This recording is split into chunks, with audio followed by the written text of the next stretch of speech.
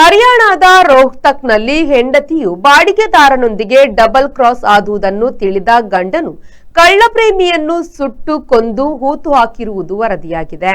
ಯೋಗ ಶಿಕ್ಷಕ ಜಗದೀಪ್ನನ್ನ ಅಪಹರಿಸಿ ಸುಟ್ಟು ಕೊಂದು ಹೂತು ಹಾಕಿರುವುದರ ಸಂಬಂಧ ಪೊಲೀಸರು ಇಬ್ಬರು ಆರೋಪಿಗಳನ್ನು ಬಂಧಿಸಿದ್ದಾರೆ. ಮನೆ ಮಾಲೀಕ ಹರ್ದೀಪ್ ಹೆಂಡತಿಯ ಜೊತೆಗೆ ಜಗದೀಪ್ ಅಕ್ರಮ ಸಂಬಂಧ ಹೊಂದಿರುವುದೇ ಕೊಲೆಗೆ ಕಾರಣ. ಜಗದೀಪ್ ರೋಹ್ಟಕ್ನ ಬಾಬಾ ಮಸ್ನಾತ್ ವಿಶ್ವವಿದ್ಯಾನಿಲಯದಲ್ಲಿ ಯೋಗ ಶಿಕ್ಷಕನಾಗಿದ್ದ. ಕೊಲೆಯಾಗಿ 2 ತಿಂಗಳ ಬಳಿಕ ಪೊಲೀಸರು ತೀವ್ರ ತನಿಖೆಯ ಬಳಿಕ ನಿನ್ನೆ ಪಿತಾವಾಸ್ ಹಳ್ಳಿಯಲ್ಲಿ ಜಗದೀಪ್ ದೇಹದ ಅವಶೇಷಗಳು ಪತ್ತೆ ಮಾಡಿದ್ರು.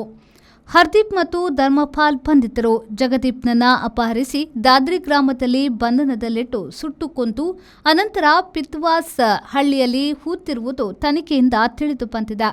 ಈಗ ಅರೆಬರೆ ಶವದ ಪರೀಕ್ಷೆ ನಡೆದಿದೆ. ಈ ಕೊಲೆಯಲ್ಲಿ ಇನ್ನೂ 2 ಕೈವಾಡ ಇರಬಹುದು. ತನಿಖೆ ನಡೆದಿದೆ ಎಂದು ರೋಹ್ತಕ್ ಶಿವಾಜಿ ಕಾಲೋನಿಯ ಪೊಲೀಸ್ ಠಾಣೆಯ ಅಧಿಕಾರಿಗಳು ಹೇಳಿದ್ದಾರೆ.